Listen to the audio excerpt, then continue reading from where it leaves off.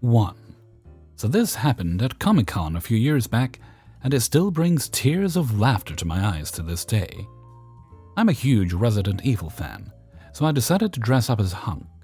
So as I went around, I got a few oohs and ahs, but then someone dressed as Leon Kennedy from Resident Evil 4 came up to me and asked me if I wanted to join him and his girlfriend for a photo opportunity with the other guests. I figured why not, since I was there alone and had nobody to talk to. His girlfriend was dressed up as Ashley in her pop star costume from that game. Now, the thing you need to know about that costume for the character is that it shows a lot, and I mean a lot of cleavage. So as me and the others were taking photos with the crowd that included everyone from Tommy Jarvis from Friday the 13th to Johnny Lawrence, we hear an angry screech filming from the crowd, and the next thing I know, I see this plump, middle-aged white woman getting all up in the girl dressed as Ashley's face. Here was what the confrontation looked like. "Excuse me, young lady, what are you wearing?" Ashley stays in character. "Leon, help!" "Shut up! Don't speak when I'm speaking to you! Don't be so rude!" Mind you, she was up in the girl's face. "Why are you dressed as a total slut? There are children here, and you're tramping around in rags." At this point, Ashley is crying, and there's a crowd around her, so I decided to step in and defend her. "Hey, come on now, that's not necessary." The entitled mom looks pretty taken aback when she looked at me. I don't know, maybe it's because she was looking at someone dressed in full tactical gear and a gas mask before she turned on me. "Mind your own business, freak. Your friend here is setting a bad example for my little girl and making all women look bad." Finally, Leon steps in to defend his girl and picks her up. "Oh look, your boyfriend is here. How can you let her dress like a tramp, prancing around here? There are children here." "I want you to leave now." "What do you have to say for yourself?" I guess the guy dressed as Leon was so devoted to his role, so you know what he said. "No thanks, bro." That's when EM lost it. With a battle cry that sounded like you're strangling a clarinet player, she charged at Leon, ready to slap him. Just then, 6 stormtroopers came around the corner and saw her brawling with Leon. Now, the stormtroopers were armed with Star Wars Nerf guns, so they looked at each other and at the entitled mom, and they got down on their knees, aimed and fired at the EM. The darts bounced off the back of her head and back before she got off Leon and ran away, with the stormtroopers following her, still shooting her. I helped Leon up and looked at Ashley as she was no longer crying but laughing. So the whole crowd was laughing. The rest of the day was fine, and we didn't see entitled mom again. I said goodbye to the cosplaying couple and left the convention. So that was my first encounter with an entitled mom. I hope it's not the last. I need more stories. 2. Picture this. Christmas Day. Cold enough to snow but didn't. 2 kids, 8th grade and 10th grade, and 2 elderly adults. My adoptive mom is my grandpa's sister, so rather old, and my stepdad is only a few years younger than her. We're all taking turns opening presents. We get to the last box that was sent from our brother, who is much older and lives in another state. The gifts get passed around, and I get this small box. I wasn't mad about that at all. I wasn't even expecting anything. I figured I was a sophomore in high school, so I shouldn't expect anything. Now, in my family, it is quite well known I adore pigs. I have a huge collection of them. Keychains, plushes, earrings, socks, pillows, etc. You get the point. I don't remember what my parents or little sister got, but I guarantee it cost more than my little gift. Despite that, I love the gift. It was a little silver pig Christmas ornament. Entitled Mother told me to hang it up on the tree. I didn't want to. I wanted to hang it up in my room. She said along the lines of, "It's an ornament meant for the family. You should hang it up so everyone can enjoy it." Hell no. I took it upstairs and put it in a drawer and went back down for the rest of my gifts. I thought that was the end of it. I went to the library the next day for a few hours and came home to the tree being taken down and the ornaments being put away. I thought nothing of it. It was normal to take the tree down before New Year's and any time after Christmas. So the 26th didn't raise any flags.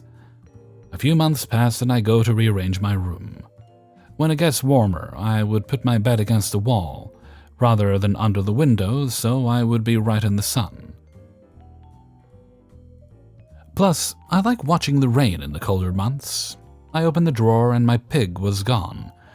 I asked little sister, and she had no idea where it was. I asked entitled mother, and she said she had no idea. Asked stepdad, and again, no idea. I knew I hadn't moved it, but I thought maybe I did and just didn't remember, and I looked all over for it. Still couldn't find it. I felt horrible for losing something my brother got me. Jump to Christmas 2008. We're putting up the tree, and right there in the back corner of one of the ornament boxes is my pig. I pick it up and ask how it got there. Silence. I ask entitled mother directly, "Why is my pig in the box of ornaments? I put it in my room last year." "That ornament isn't yours. That was for the family. What made you think it was yours?" Gee, maybe because it had my name on it? It was addressed to me from your son? You can ask him yourself. I told him that I lost it and that I felt horrible about it just last month. He had come for Thanksgiving. "He got you something else, don't you remember?" "Yeah, I know exactly what he got me. It was this," holding the pig. We have a whole back and forth, and I take it upstairs and hide it somewhere else. 3 days later, it was right back on the tree. I didn't even try to take it back again. I knew she would tear my room apart to locate it again. 2009, same thing, it's back on the tree. "See, I knew you'd come to your senses. You know that was a gift for the family and not for you. You probably just lost whatever it was he gave you." "You're such a bitch. You know that's my pig, yet you act like it belongs to you. I will get my pig back. Just wait." Cues him back and forth and me getting grounded. Nothing new, really. 2 weeks of no TV, no books, no art supplies, and no family meals. That last one wasn't a punishment for me. I like my solitude. Though a tip for parents who think that taking away every coping mechanism for a child is a valid punishment, be very careful. Make sure you know your kid. I was in therapy at that time and was talking about my very, very dark thoughts and almost went crazy enough to act on them. Instead, I tried to focus on my job. Even went in an hour early every day just to avoid family. On the last day of Christmas cleanup that year, I snuck into the closet and took my pig out. This was a very lucky thing, as I wasn't there next Christmas. I'd been kicked out. They tell the family that I decided to leave, but that's not true. 2 months prior, and was somewhat couch surfing at who I thought was a friend's place. Then I get the call I was waiting for. "Where's the ornament? You know, the pig one. Where is it?" Are you kidding me? You mean you lost it? That was my pig. It's not the family's ornament, it's mine, and you're telling me you lost it? "I know you took it. Your sister told me you did." "Right. She told you I took it. She didn't say shit because she's the one who packed it right alongside you. I wasn't involved in cleanup since I had to work, remember?" "You took it. You know you did. You know your dad and I love seeing you and your sister, so happy seeing it on the tree every year. Why would you destroy that joy for your sister?" Are you drinking again? I know you only get like this when you're not sober. I have argued with you every year since I received that pig. It's never belonged to the family, it's mine. And now you're saying you lost it and you're trying to blame me. Really? She kept calling back and blew up my voicemail. I just didn't respond and turned my phone off. Truth is, I took it. I did. I don't regret it. It's mine and that's that. I keep it in my kitchen.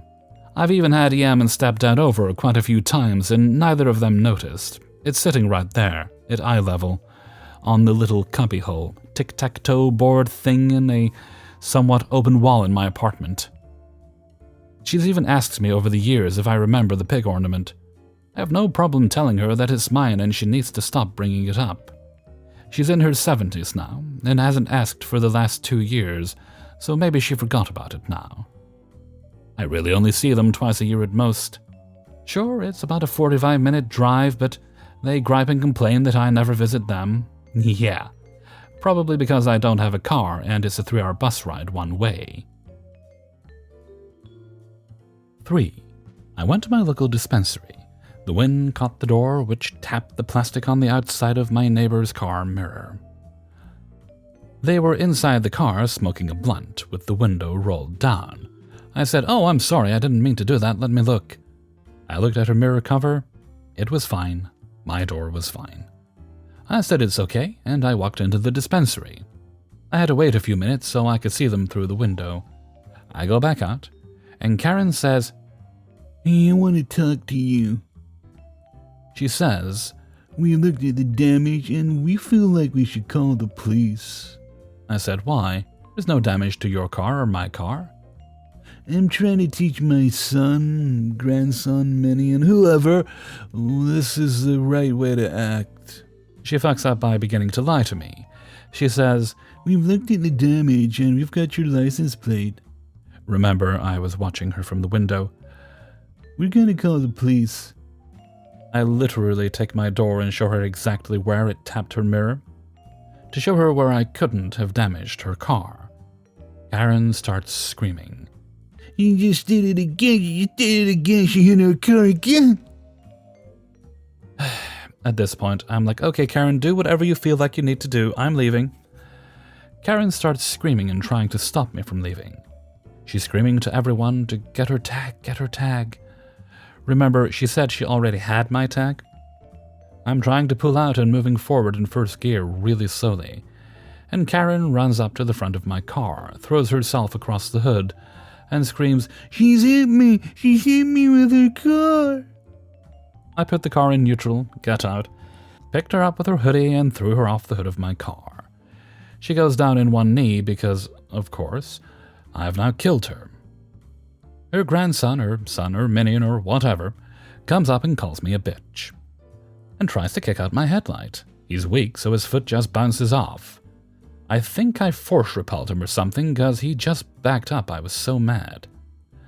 I got in my car and left, figuring what I was probably getting was a visit from the police if they figured out who I was, because after I knocked her on her butt, she's screaming assault, because of course she is.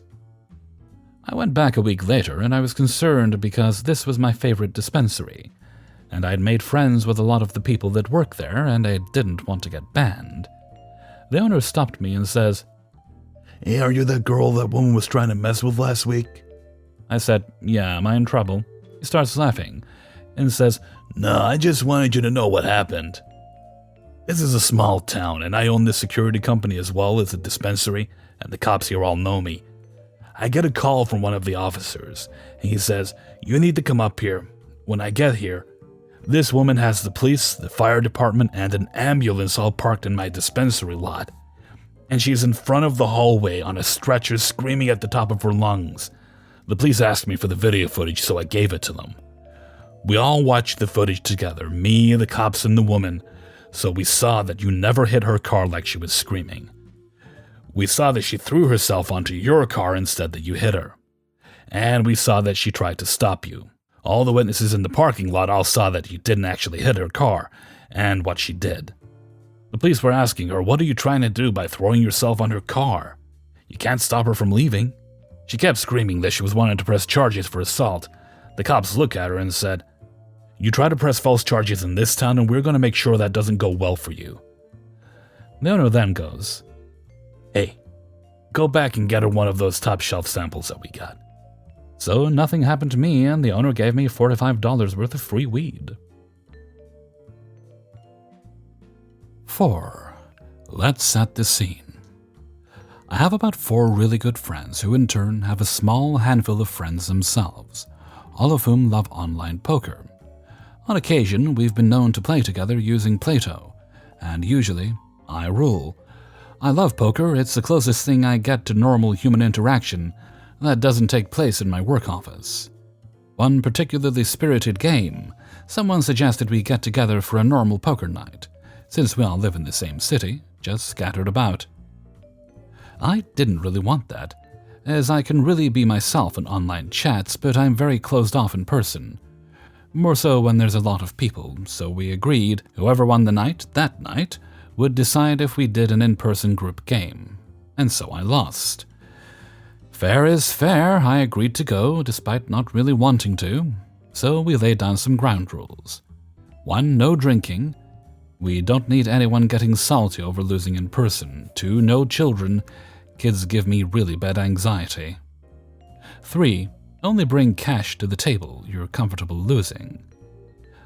The rule seemed good. I was happy with this, even if I didn't want to go. Poker night shows up and I go, and 3 people brought their kids. I tried to point out that it's in the rules, but the people of the group agreed in that moment that because getting a babysitter would have been too much of a hassle, the kids could just play in the living room while we were in the dining room. I didn't like the agreement, but I didn't want to bail on my friends. I went to put my bag in the front hall closet, and to keep me from trying to check my account balance so I wouldn't try to bring more money to the table, I put my phone and my wallet in my backpack. The night was okay. One by one, people lost their shirt, metaphorically, and when they were tapped, they left for the night. I at least managed to stay in the game a while, but when my turn came, I went to check my phone for texts and found my backpack open in the hall closet and on the floor. The wallet had been emptied of all cash, my credit card was gone, and my phone was nowhere to be seen. I didn't want to accuse anyone of anything, so I had my friend call it, and at first it rang. But nobody heard it. After that, every time it rang, it went straight to voicemail, meaning someone turned it off. That night when I got home, I checked Google Maps to see where my phone was last seen, and I saw a trail that led to a house on the other side of town. I went to the house and knocked on the door, and to my surprise, one of the people who had brought their kid over to the poker night stood at the door. She seemed surprised to see me, so I asked her if she picked up an extra phone by accident at the party. I didn't want to make her think I was accusing her of anything, and she said she hadn't, and that on its own didn't sit right with me, so I told her that my phone had last been pinned to be at her house because of the GPS on it. She started getting aggressive and told me she wouldn't be harassed and slammed the door in my face. I sat in my car a moment and tried to debate what to do next, when a cop car pulled up and told me that I was trespassing and being accused of harassment. I couldn't believe this. I told the officer, and he didn't seem remotely fazed and told me if I had a complaint, I can file a report. So I did. That same day, I went to the police station with my laptop and showed them the proof of where my phone was last pinged, about seeing that woman and her kid at poker night, and about my missing credit card. I was told that it would be taken into review, and the next day I was emailed to go get my phone and credit card at the police station. All the cash in my wallet was gone. Turns out, the entitled kid that stole my stuff started bragging to his friends about how he got away with stealing a bunch of stuff from the party, including my phone. Luckily, that other kid had a spine and told his parents, who went to go confront the mother, as the officers were showing up to investigate. I know it doesn't get a big payoff or anything, but I thought I'd share my story. And while I'm certainly glad to have my stuff back, I'm a little salty, so before I go, may I just say, fuck you, Gwen. 5. This happened a couple of years ago before COVID, but it still makes me laugh. Me and a friend were at a bowling alley. Not bowling, but playing pool at the front. The building also had an arcade and laser quest, etc. We were there midday, maybe 1 or 2 p.m. on a weekend, so the arcade was flooded with kids. Me and my friend were near the bar playing pool away from the rest of the arcade. Pool was £1 a game, and the change machine that gave £1 coins didn't work, so we had to use the 50p machine near the arcade. I put a £5 note in the machine, and went to put in a second, when a child comes over and tries to take the coins in the tray at the bottom. I notice him and put my hand in the way so that he can't take them. Once I pick them up, he is trying to get the coins out of my hand. I bring my hand up so he can't reach, and he starts crying. When of course his mother comes over to see the kid pointing at my hand and crying. I know it looked like I probably took something off him, so I was kind of awkward and didn't know what to say. I assumed she would be understanding, and I tried to explain. She wasn't understanding. She started ranting that I must have took his money and wouldn't let me get a word in. Eventually, a member of staff comes over and asks what happened. With the child's mother ranting, another member of staff comes over and separates us. I explained that I was just getting change and the child was trying to take the coins from the machine, whilst I was putting in another note. They understand, and asked what I actually did when the child took the coins. I explained that the kid didn't actually get the coins before I got to them. The person using the other change machine also vouches for me. I get the rest of my change and go back to my friend at the pool tables. I should note the entire time I was talking to the member of staff, the child was screaming, and his mother hadn't stopped ranting. I'm not sure if the staff kicked them out or if they left, but the last I saw of them was at the front door, with the member of staff stood by the entrance. I honestly feel kind of bad for the kid, who must have only been like 4 or 5 years old. He was wandering around unsupervised in an arcade, probably unable to even play anything, and then stuck with his ranting mother before being dragged out. Why take your kid to an arcade and not give them money to play anything? I've learned my lesson, and now I know to take the change ASAP when there's children in the vicinity. Hey everybody, Hellfreezer here, and thank you very much for listening to The Practical Proudness of Parents, Ipop, episode 101, and thank you very much to everybody who allowed me to use their stories in this video. Before you go, please do boop the like button and share the video with friends and family. It encourages YouTube to share it with other people, which I think we can all agree is a good thing. Unless you don't like my videos, in which case I'm kind of confused as to why you're still listening, but I'm not going to judge. Alright, let's see. I think we have a little birthday shout out to do today, and this one comes from Sherilyn and goes to her husband Philip. Now, I don't need to ask, I'm sure Sherilyn will be spoiling you all day today, Philip, and good for you. Put your feet up and relax a bit. And before I go, I'd like to sing happy birthday. Happy birthday to you. Happy birthday to you. Happy birthday, dear Philip. Happy birthday to you.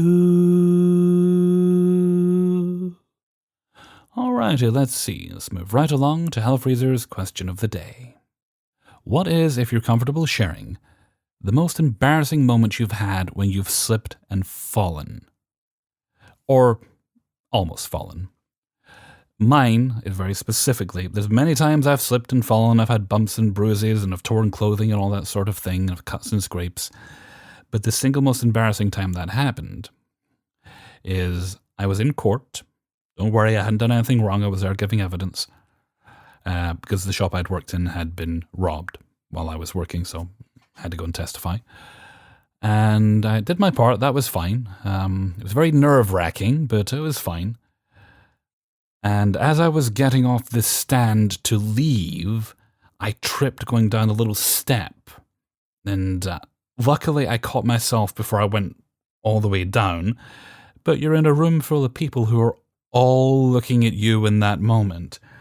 And not for the usual reasons that I'm so absolutely handsome, but, you know, just because you were the center of attention in that moment because you've just given evidence. So I righted myself, did not look back, and walked right out the door. What's yours? I'd like to hear it, so please leave it in a comment below. And with that, I'm going to head off for now. So until next time, thank you very much for listening, and take very good care of yourself.